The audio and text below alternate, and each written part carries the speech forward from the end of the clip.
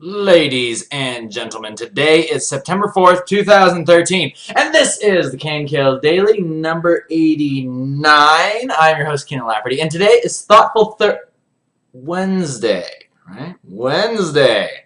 Yes, we normally have Thoughtful Thursdays, but since I'm going to be going to Comic-Con, I'm going to make my expedition down there. I'm going to speak to you today about a very, very important subject that was dropped on my head, basically, and just blew it wide open by Day 9, right? Sean Plott. A lot of you know I am heavily inspired by him and rip a lot of his ideas off because he's a genius and I want to become like him in terms of his casting, but now I want to do it for comic artists. But regardless, what I'm going to be talking about today is eliminating assumptions, and this is something that he goes into in great detail, and I really like the way he applies it specifically to StarCraft. But the reason I want to talk about this today is because I watched this episode right before I left to California last week. I went to go help my mom out, and she was moving from her place in Calabasas to a new place in Palm Springs, aka from hotter to hottest, right, in terms of weather, because it's so hot there. And there was a rainstorm right before we got there that your body would try to sweat, right? It wanted to sweat, but much like a hot sauna, it barely is able to produce sweat, right, because it's already just like sticky on the outside. So that didn't work out too well in terms of staying clean, right? Because we were just festering with sweat, and it's all nasty, and there's like mosquitoes, and you can hear the cicadas in the trees. That always makes it seem hotter when you can hear those buzzing bugs in the trees like all around you. So Palm Springs was a lot of fun, and we got that all done. But what was interesting is before I left on that trip, I listened to this inconspicuous little talk by Day 9 called Eliminating Assumptions. And, you know, I like to listen to all kinds of motivational messages and positive messages and just things that make me think about life, right? And there's a couple of talks by Day 9 that I like to listen to in that point, or on those points. And this one, Eliminating Assumptions, I was like, you know, I watched this once and I'll do it again. I remember we do like this little trick, we do this little game, and I'm not going to copy those games. Again, he says it way better. But I want to focus very, very closely on this one thing that he talks about in terms of eliminating assumptions that has to do with the system, right? The system. What is that? What does that even mean? What is the system? Are you the system? Am I the system? Are they the system? Who knows, right? What I want to talk about today is just the assumption that the system is flawed, right? And this is a common assumption that a lot of people can come up with. I know I am always saying this to myself, and a lot of people make this assumption and kind of accept or create this in their lives, that the system is flawed. And the system basically has to do with you being at work, right? You being at work and your boss tells you to do something and you don't want to do it, right? Or like a good example of this was, you know, me working at Riot. And they say that they want to change the splashes, right? They want to build like this new art style and they want to perfect everything, right? And and me, of course, I wanted to kind of push against that, right? I wanted to push against them and be like, no, no, we should stick with this thing. This is my style. This is what I'm comfortable with. And that's the way it's got to be, right? Another way of saying the system is flawed is people on the internet, right? Is a great example of this. You know, people on the internet are just going to be mean people sometimes. They're going to come up to you and they're going to say the most terrible things to you that you could even imagine, right? And for you to expect something different, right, from those people or try to change them, I think this is one of the biggest happenings of the system is flawed that is ever present in our lives, right? It's other people, right? We're always trying to change other people and be like, hey, you know what? That's not right for you to say that to me. That doesn't make me feel good. The way that, you know, you just lay down the truth like that, sometimes, you know, it can be hurtful. Sometimes it's truth, and sometimes it's just, you know, people trying to talk smack. But sometimes the truth hurts, right? And sometimes you don't want people to tell you the truth. You want them to sugarcoat it right on top of everything for you, right? Make it sound all nice and pretty and be like, oh no, it's okay. It's okay. Well, guess what? Sometimes it's not okay, and you really need to hear that, right? So, yeah. Let's go a little bit further into that. In fact, I'm going to close this door because I like having the door closed while I talk about this stuff. But it's nice to have the camera back up here as opposed to down here because it was a little bit, it's kind of throwing me off. But we are back in our original place. Okay, so let me go in a little bit further on this, right? The idea that the system is flawed. People are flawed. They should be nicer to me, right? They shouldn't say those things. They shouldn't come up to me and be mean or tell me I can't do it or, bring all this negativity in, right? And a good example of this, and for many of you people out there, I'm sure you know or have friends that can be a little bit on the negative side, right? They're always coming up and telling you, you can't do that, you started too late, or, you just don't have the amount of skill that these other people do. Why do you want to do that? You're thinking of doing it this way? No, no. Let me tell you how you're going to become the world's greatest artist. You got to go to this school, you got to take these courses, you got to learn from this person, and then you got to go on and get this job and do all this stuff, right? And they will sit here and tell you those things, right? When they're not doing anything themselves. They don't know. They don't know. You don't know. There's multiple infinite ways to get to wherever you want to go. But the point is, the person, right? This person who is your friend, who is telling you what may seem like negative things, they're probably not doing it out of some terrible malicious reason. They're really trying to undermine you. What you need to understand is they may be doing that out of love or out of caring. There might be a little bit of selfishness or envy in there too. But this is something that I have a big problem with, because when someone comes up and says those things to me, it's very easy for me to then become spiteful, right? And it's like, oh, well, I'll show them, right? I'll show them what they're talking about. They think they know how to become the world's greatest artist. I'll show them how to become. I'm going to become the world's greatest artist, And I just start having all these weird, I allow their negative energy to kind of take a hold of me, right? And then I, in turn, become a negative person back to them because I become vengeful, right? It's like, oh, well, I'll get back at them for saying I couldn't do it. And a certain part of this can be good, right? A little bit of negative energy in there is okay, right? But for some people, right, you want to gauge yourself on this, right? Like, really understand, like, what is this relationship? What is this negative energy that this person is bringing into my life doing to me, right? Is it driving me in a good way, or is it, is it just that little bit of boost at the end of my action, or is it becoming the reason why I'm doing this whole thing in the first place, right? Is it becoming like just my vow for vengeance and to prove everybody wrong? Is this the only reason or the main reason why I'm carrying on with this? And to be honest, for a little while, when I took a look at myself, some of the people that had told me these things, some of the people that told me that I couldn't do it and that I shouldn't do it, that was becoming a very big factor. And I was assuming that all this stuff was happening. I was assuming that these people were so jealous and angry that I would want to follow my dream, that they just wanted to destroy it, right? They wanted to stop me. And that was a really bad assumption to make, because that wasn't the truth at all. It was just, again, people being the way they're going to be, right? The system is people are the way they are, and you have to just accept them for that, right? If they're going to be a little negative, you say, that's just the way that person is. That's the way my friend is. That's the way my relative is, right? They're just a negative person a lot. Don't expect them to change, and don't necessarily hold it against them, right? Because what you can do is you can limit the amount of time or how much you listen to that person. But see, what I was trying to do was I was trying to change them. My motivation was trying to change them and be like, oh, well, I'm going to do this, and I'm going to show them they're wrong, and they'll be like, oh my gosh, Kienan, you were totally right. I'm going to change now. I'm going to become a positive person, because negativity, I can see it does nothing for me. It does nothing for me, right? And they might think that, I guess, but that's such a bad motivation to be going for, to change somebody. That's one of the worst things you could ever use to motivate yourself to do any sort of project. So, yeah, I kind of caught myself saying these things. It's like, you know what? A big motivation in a lot of things that I do is spiteful, is very spiteful. And I need to watch that, because that only contributes so much to my motivation, and it can't come from that. It really can't. My motivation has to be stemming really from the love of the project, the love of following my dream, right? And what these people think over there, right? What my family members and my friends think of this in the end, that really doesn't matter. That's just extra stuff. It's not even extra stuff. It's just stuff that doesn't matter.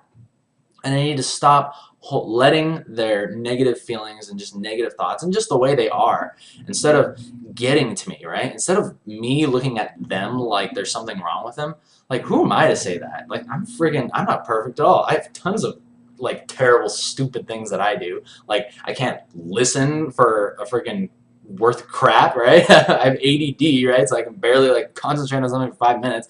Like if you tell me to do something, and you know, like you'll probably have to tell me to do something like 20 times before I finally get it, because there's always just something going on in my head, and I just don't listen very well, right? And so basically, I say, and I stutter a lot when I talk. And what I'm getting at with this is, I just like, who am I? Who am I to tell somebody, oh, you shouldn't be that way? They shouldn't be that way. When I clearly have a lot of problems and things that make me who I am, you know, like not only problems, but just like imperfections. Like those make me who I am. And I don't need to change that. And you don't need to change anything about you either that somebody else might look at as negative. The only things that you need to change are the things that you feel are negative, right? The things that you want to change about yourself, for yourself, not for somebody else. Because really, in the end, nobody can change somebody else. Like, I think it's really, really funny when you hear people say stuff like, oh, yeah, I love it when I hear girls say this. And like, oh yeah, well he's really into this. He's really into chicken fighting. He really likes to go to the zoo and rile up the giraffes until they start beating each other with their heads, right? And like trying to puncture each other's neck holes and like spew blood all over the place, right? That's graphic. He's really into giraffe fighting. But you know what? I'm gonna change him. I'm gonna change him. I'm gonna show him. I'm gonna show him that to be with me, he can't do that stuff, and I'm gonna change him, right? And I love when I hear people say this, because it's like, no. I got news for you. You're not gonna change anybody. You can't change people, right? And I think that the power that comes from realizing this, right? With that you can't change people, and a lot of the system, whatever you want. The way that I look at the system is anything that you can't control. The people are the system. The job can be the system, right? The boss can be the system. The circumstances that you're living within, you know, although they are temporary, right, they could be considered a system, something that you have to work within, instead of being like, oh, what did I do to deserve this, right? What did I do? You know, I'm trying to be a good person. Why do these people do this to me? Why does my landlord charge me this much rent? Why do I have to go all the way over here to do my laundry? What did I do to deserve this, right? And instead of complaining about it, using your energy to complain about it and then do nothing about it, what you do is you accept circumstances, you accept the job, you accept the boss, you accept the rules of whatever game you are in, and then you instead focus your energy on how to take advantage of it, right? You figure out how it works, and then you get on the winning side, right? As opposed to trying to change the game, right? Like, could you imagine going to a baseball game and being like, hey, you know, I know we've been doing this for like about 100 years, but you know, I just feel like it would be better to do it this way, right? I've got some new rules right here. I wrote them down in a book, and you like start showing it to, you just start walking out, showing it to the umpire and just like the players, like when they're trying to play, be like, no, what the heck are you doing? Get out of here, right? Freaking chuck a ball at your head, knock you out, and then cart you out and chuck you in the dumpster outside. But how weird would that be, right? Somebody trying to come in and change the game, some football game, and some guy just like running in there and be like, no, we're not going to do this anymore. We're not going to tackle each other, right? This is too violent. It's putting too much violent imagery into children's minds. What we're going to do is we're going to start like tapping each other, right? We're going to start tapping each other and hugging, right? Hugging. And we need more pads on these suits. There's just too much. There's too much. Even with the helmets and everything, there's not enough protection. There's too much chance for injury, right? So we're just going to have these big old pillows on our chest and just pillows everywhere. We're going to run around. We're going to tackle each other. And we're going to hug each other, right? And the ball is completely gone. There's no more ball, right? And you got to jump through. There's a trampoline on other sides, and you got to jump through the field goals, right? That's how you make points. And it becomes a nice ballerina act of pillow people in their football game. Okay, so anyway, enough of that analogy. But imagine you come in there and you try to change the game. You try to change the rules of the game. And that doesn't work. It doesn't work. And yet so many people live their lives like this, right?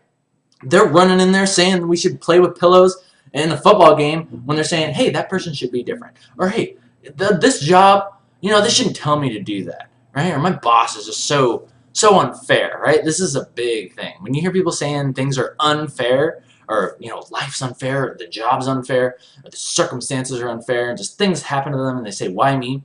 This is people complaining about the system, complaining about things that they cannot change. However, I want to talk about something that you can change.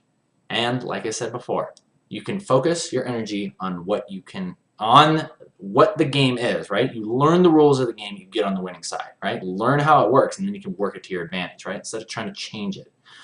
But the other thing is that pay close attention to when you are in a circumstance where you are in control. The game master is you. And this usually has to do with things like self-improvement, right? I want to get better at public speaking, right? Is that something that someone's holding me down saying I can't do? Well, maybe, right? But really, they have no control over me, right? They're trying to change me. I'm the system now, right? I have the power to do this. So you are the system in this point, right? At this point in time. And that's a good time for you to begin to improve upon it, right? You make the rules. You make the rules for who you are, what your skills are going to be, where you're going to go, the friends and people that you're going to meet along the way. And that's a really, really cool feeling to have.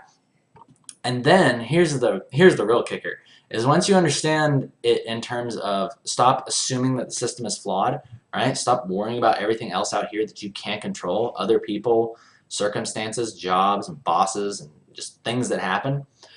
Once you say, hey, you know what? All that's just going to go away, right? All that's going to go away because I can't control it, right? I'm going to understand how it works, but I'm going to stop trying to control it and complain about it and change it.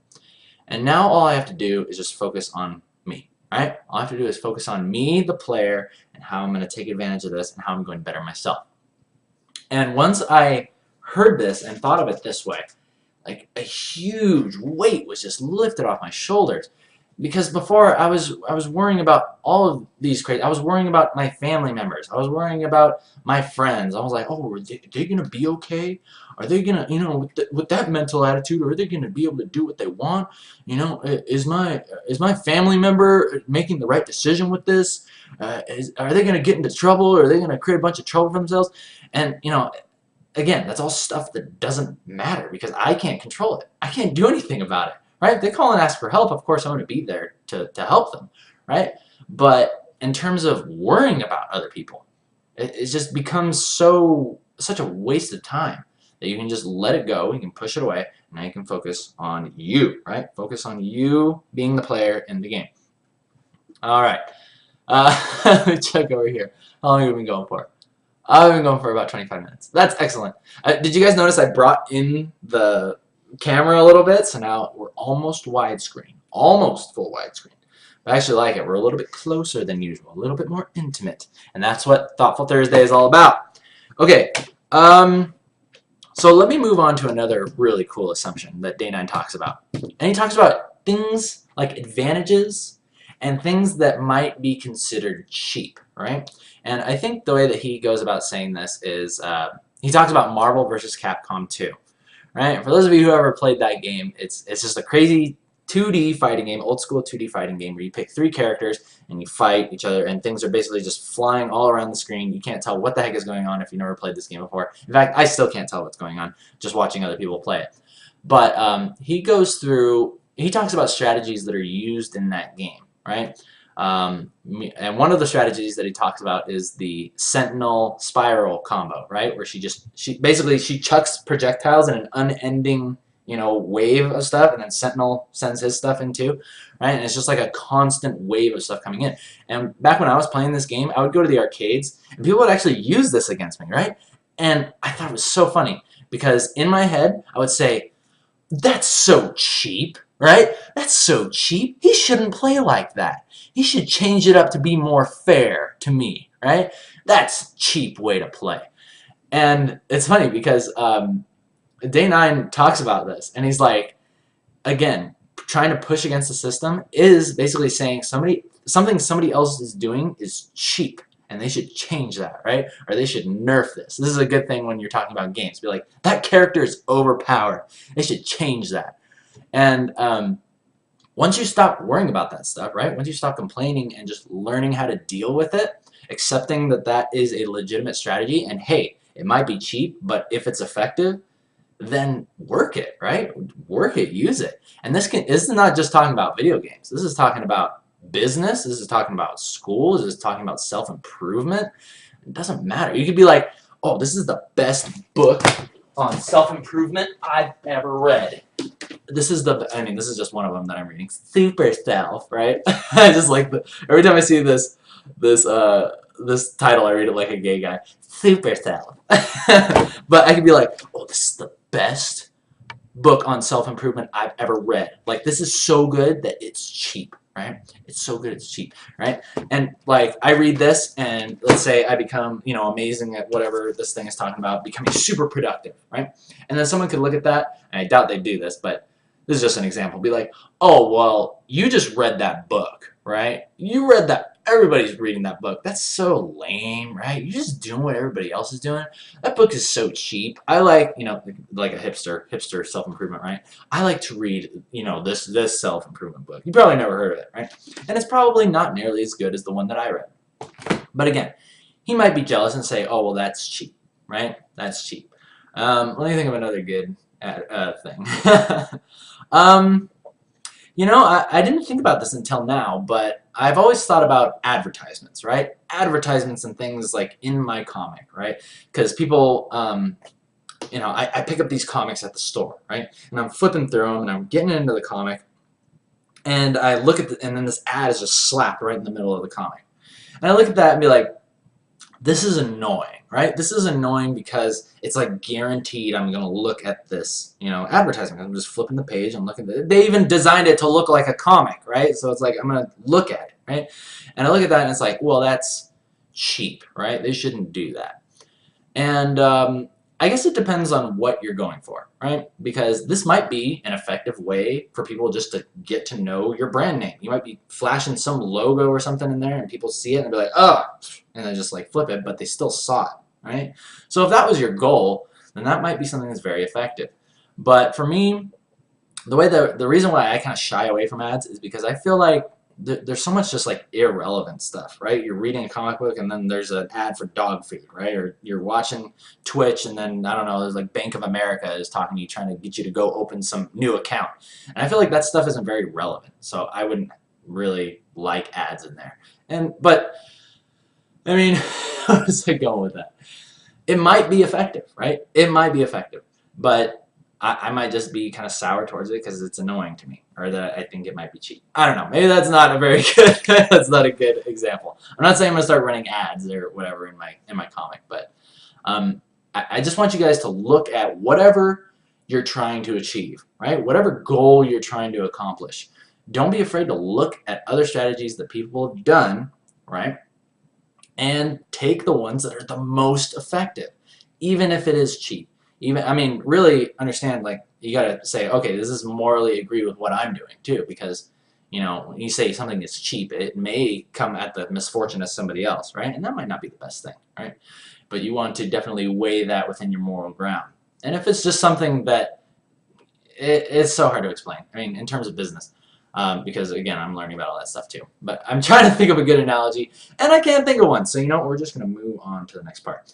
And that has to do with also, okay, so I say look at what other people are doing, right? Look at other people, find the patterns, and find the tricks maybe, but don't get sucked into that, into where you just believe in what everybody else is doing. And this is something else that Day 9 talks about, is believing in patterns, following patterns. And this is something that's very, very dangerous to get into. And I love the way he says it. He puts it so eloquently. Oh, and by the way, when this goes up on YouTube, I am going to be linking to his original videos.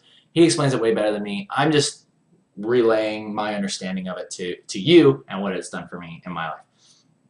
And it's mostly just that whole, the system is never flawed, right? The system is never flawed. Assume that it's never flawed. It might be flawed, but assume that it's not. And then you lift all that weight off your shoulders and you become a player in the game. Become a player in the game. All right, but going back to what I was talking about with patterns, question patterns, questions. Look at what everybody else is doing and be like, hey, is this really the right way to do this? What if I take this strategy or whatever, this to this point here, and then I kind of veer off and kind of do this thing? And this is something that I really like to do. Like, for a great example, the Emma comic. When I was getting started with webcomics, I looked at what everybody else was doing. I was like, okay, well, they have their own website. They have the latest page shown up here, right? The latest page on the front. And then they have all these links and stuff over here, right? And this is the way that everybody's doing it. And I asked myself, oh, is this the right way to do it? I asked myself, what's the first thing that I do when I look at most of these pages?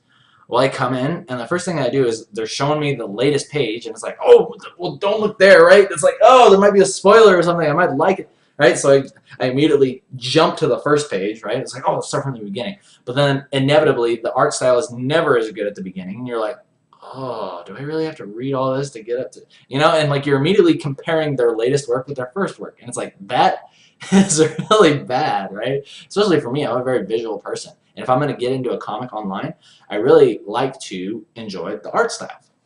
So that immediately puts a bad taste in my mouth. It's like, oh no, I'm going to get spoiled. No, don't look. And then I flip to the first page. I'm like, oh man, these first sketches are like done on napkins. This is like really bad. So I was like, okay, maybe there's a better way that I could do this.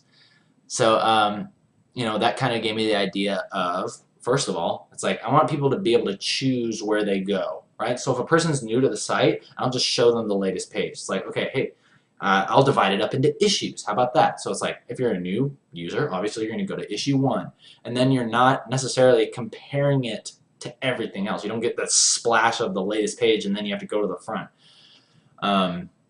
So I like that. And some of these things kind of came out by accident when I was making the website, because I don't know much about web design, and I was just kind of like trying to fit things in to make them work. And along the way, things happened that actually worked to my advantage.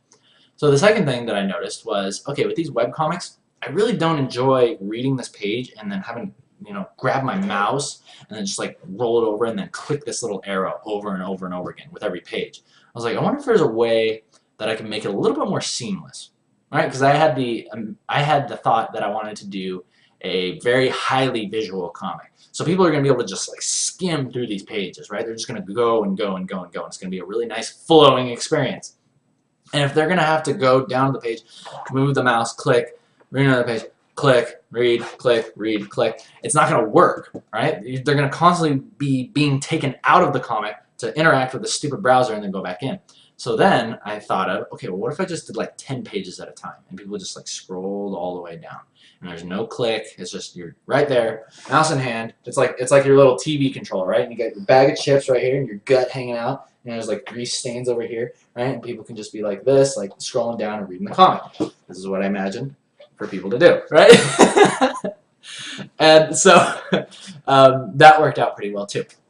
And that all came about from really just analyzing patterns, analyzing what everybody else is doing, and instead of just blindly following it and being like, okay, well, I gotta be one of the cool kids, I gotta be with the in crowd, right? I was like, okay, how can I improve upon this? How can I, it's not even about necessarily improving upon it either. It's like, hey, let's just try something different. Don't worry about it being better, just try something different. And then it might suck, it might be amazing, who knows, or it might be somewhere in between. But the point is try things, question these patterns, and figure out what works better for you. And do some critical thinking, because that's really where it came into play. Was like, what do I want the experience of my readers to be, and how can I make it better? How can I make it better in terms of just the reading experience? Okay, so let's see. I think we've covered most of the things. I really, like I said, I can't explain it as good as Day 9 does. So when this is up on YouTube, you guys definitely need to go check that out.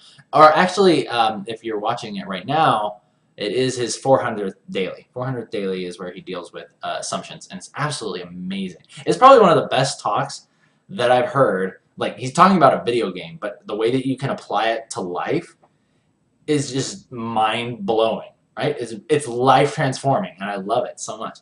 Just the idea that taking on this mentality of nobody, like, there's no more mistakes. Like, there's nothing wrong with anybody. All those trolls on the internet, all these people saying terrible things to each other, all the crazy crap that's happening around the world, it's like, what can I do about that? There's only so much that I can really do, right? I can donate to the charity, I can go out and, I can fight the war, I can do this stuff, right? But, unless that's something that you really want to do, right, then you can't really change it, right? So quit trying to change it. Quit complaining about it. Just accept that that is the way it is. The system is not flawed. Assume that it's not flawed. Learn the rules and play the game. That's the way we roll, people. All right, question catapults. I'm gonna take a couple questions, and then we're gonna end today. Man, it feels good to be back in front of the camera. I feel like I'm myself again. I got the energy flowing, right? Doing a Thoughtful Thursday. And we got Comic-Con coming up tomorrow. Oh, it's going to be so good. It's gonna be so good. And I don't have to wait forever, too, because the chat is actually not 20 seconds behind like it was on Ustream. So I want to see some questions. I want to see some questions. I have hair in my mouth. Oh, man. But yeah, these last couple of weeks have been so good.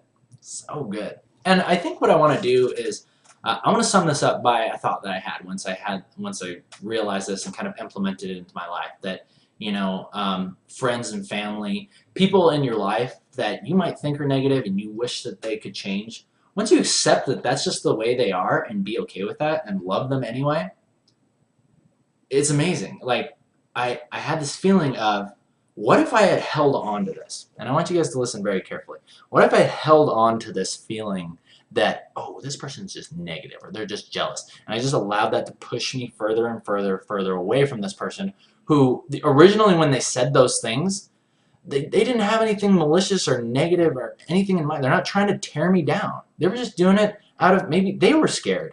Maybe they really cared about me and they didn't want to see me get hurt, right? But I assumed that they were trying to like erode the bedrock of my happiness, right, and of my project, and then I allow that thought, that assumption, it just pushes us away, right?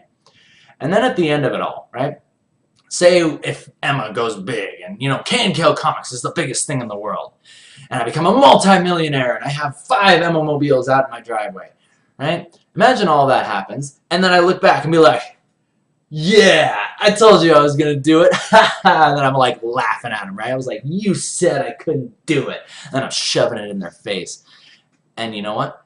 That person would then say to me, and the sad realization I would have had at that point would have no doubt have been, oh, well, I was just saying that because I was scared. I was just saying that because, you know, I really cared about you. And that sucks that you assumed that I was just trying to destroy your life.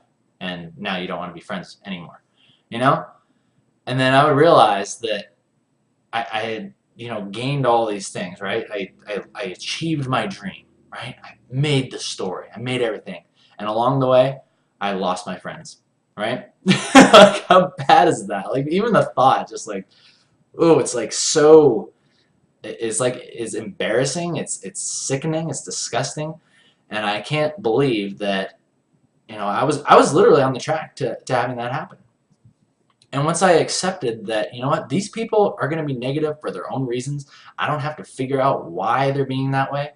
But if I can still love them and have them as my friends, right, it's actually not that hard to just love people, right? Realize that I'm not perfect. I don't expect them to change me. I can change myself, but they aren't going to change me, right? Once I understand that nobody's perfect and that my friends are the way that they are and people are the way that they are, it felt so good. Like, I just felt so rejuvenated, and my motivation for making my project and following my dream was just, it was like returned to this just whole state. There was no more negativity or spitefulness or vengefulness going on in my head for wanting to achieve my dream. Now I say, you know what?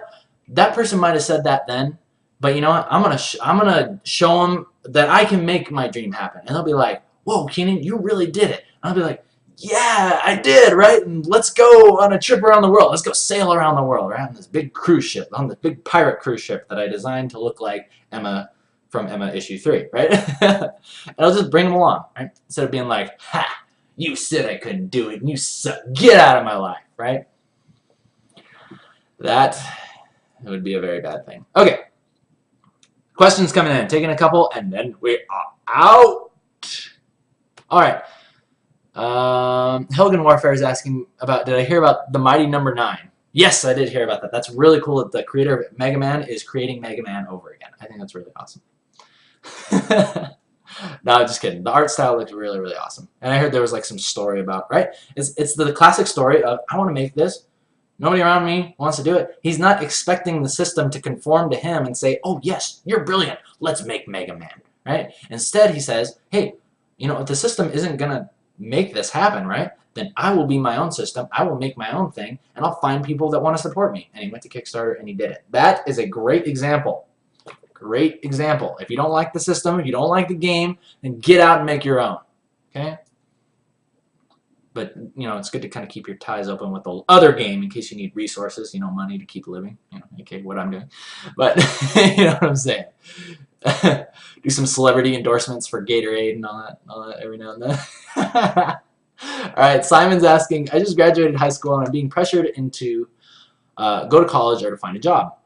I'd rather improve in my art, but there's the doubt that I'm not doing the right thing by staying here and only trying to get better. Okay, Simon, this is a great question and a great just dilemma, right?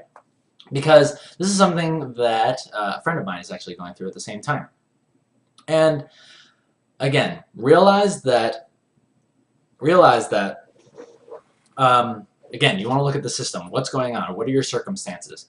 The circumstances might be that, hey, your parents are supporting you, right? I'm with my parents. They're supporting me. If they came over to me tomorrow and be like, Kienan, we need you to get this job, or we need you to start doing this and that, then I would have to do that. I would do that for them because, you know, they're supporting me. They're helping me. They're saying, hey, Kienan, we want you to go to college and learn animation, right? I would do that, right? Either I would do that or I'd have to get out. You see what I'm saying? Either I play the game, the people that are running it, or I get out and make my own game, get my own place, aka that thing. But just understand that your parents have a great amount of care for you, right? They care about you. They want to see you succeed. And oftentimes parents will try to push you into that safe thing, right? They'll look at the patterns and be like, oh, everybody else is doing this. This is what you do. This is what men do. And they push you out to find a job or go to college. And really just look at that as a positive, right? Don't look at them as trying to control you and do all this stuff, right? Look at it as a positive, understand why they're doing it, and do only what you can. If you want to change the game, if you want to make your own rules, then what you got to do is you have to get out on your own. Simple as that. Simple as that. If your parents don't support you and they don't see you as a, you know, and it's kind of hard to be like, oh, I just want to stay at home all day and draw, right? It's very hard to allow your child to do that. Even as an artist, if I had a child who said, oh, I just want to stay home and draw all day, I'd be like, hey, that's great, but you should at least get a part-time job. You should at least get a part-time job and just balance it, right? It's all about balance. You can't just be like, oh, well, I'm not going to work for the man. I'm not going to do this. I'm going to do my own thing. You can't necessarily do that. That's you running out onto the football field, okay? That's you running out onto the football field. Don't do that. All right, so anyway. Last question is coming in from Ritzy Gaming. He's asking, my art isn't coming out and isn't flowing too well right now. Any tips to help? I'm so scared to try new things and experiment. Help! Question mark, exclamation. All right. This is a good question. This is what we frequently call art block. Art block. And it's one of my favorite things. It's one of my favorite phrases because it just has that connotation of like, oh, well, it's art block, right? It's like, oh, I have this problem. Oh, well, I can put it on this thing. You know, it's that thing that everybody has. It's art block, right? And really what I want you to do is just take a look at yourself and be like, is it really art block? Is it really this thing that everybody just kind of like makes up? Is it even exist? Is it even there? Or is it me? Is it me? Because when you ask that question, you will find out. It's not art block. It's not. It's you. It's you and it's your own brain, right? And that might seem a little negative, but it's also very empowering because it's like, oh, well, I have all the power here. It's just me that's stopping myself. And I want you to realize a couple things. One, that you are in control of this, right? You are in control of the art block. And you can basically bypass it whenever you want, right? And you can build the mental muscle that will push you through it.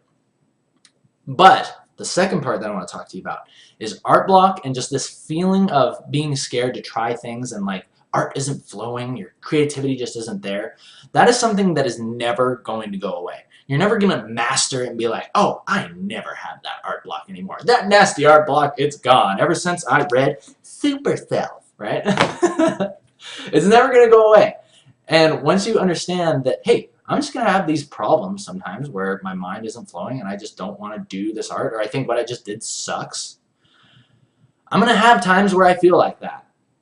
But the important thing is that you don't dwell on it. You got to keep moving and you got to just move it, right? You got to get out of your own way. That's basically what I tell myself. It's like, get out of your own way. Why are you stopping yourself? It's like, okay, here's a great example. Last thing that I'm going to talk about before I take off. Okay, so this card right here, you know what? I'm going to be perfectly honest with you guys. This card that I did yesterday, this Zyra right here, I didn't really like this. When I was done, I was like, you know what? This isn't that good. Like, I looked at it and was like, I could have done this way better. And then I felt all terrible because I was like, oh, well, I spent 2 hours, like, going over it and, like, drawing it. And it's like, oh, hey, yeah, this is how you make art, guys, like this. Right? And it's like there's so many problems with it. Like, I don't like how big her head is. I don't like the way that her face looks there. It doesn't have a lot of character. It doesn't look as good as the Ari one. You know, and I was just kind of, like, getting down on myself. And then I found myself saying, oh, well, maybe I should just play it safe next time. Maybe I should just, you know, maybe I should just do something a little bit more within my control, right? And this is something that's bad. This is something that's very bad. And the reason why it is because it has to do with restricting yourself, kind of pulling yourself back. You're like, oh, well, I might fail again. I mean, people that are watching the show, they're like, oh, that's so great. That's so awesome. Thank you for doing these. These mean so much to me that, you know, you would take 2 hours to do a double stream today. And people loved it, right? But me, I was like, wasn't even good, right? And I was just getting down on myself. I should play it safe next time. But really, what it all comes down to, right, is let it get out of your own way. Do it, and if you're going to do it badly, then do it badly first, right? Do it badly. You guys can look back on the first episodes of the KNKL show, and you can notice how, like, even my speech patterns are just a little bit more timid, a little bit more quiet and shy. And as of late, even in the latest dailies, I pick up on, as I'm speaking to you guys, and this is really interesting to talk about because it's like happening as I'm saying it, I notice I've become a lot more conscious of how I'm speaking. And I'm like, oh, well, I stuttered there. Oh, I said there. Oh, I'm saying and too many times. I'm saying super self too much, right? And it's funny because I'm picking up on these things, but you guys might not. I don't know. You know, people watch the show and they're like, whoa, that's so cool. How do you have all that energy? How are you so positive and you do all this stuff? And, you know, you're always just going to be hard on yourself. You're always going to be your worst critic. And this is a good thing to do, but don't allow it to be like, I'm my worst critic and I have to hold myself back. Right? I need to keep myself safe. I don't want to embarrass myself and do something stupid or do something wrong, especially on the air, right? And that's very, very bad. So don't do that, okay? Except the fact that art block is just this nebulous thing. It's something. Don't blame that. It's in here. The art block is your mind. It is your mind, and you have control over it. And you can push yourself through it, allow yourself to do it badly, and you will just naturally improve. And sometimes you're just going to do bad stuff, okay? But half the time, you're going to say it's bad, but nobody's going to care. Nobody's really going to care. It's really funny. Okay, we're done talking. Enough of that tangent. I think we're going to call it good. Alrighty, peoples. What are we talking about? Alright, so with that, we're going to end today's show. Thank you guys once again for joining me live on Twitch TV. For those of you on YouTube, thumbs up if you like it, thumbs down if you don't. My name is Kienan Lafferty. I'll see you guys on Monday. Remember, no stream tomorrow because we're going to Comic-Con! You guys take care. I'll see you Monday.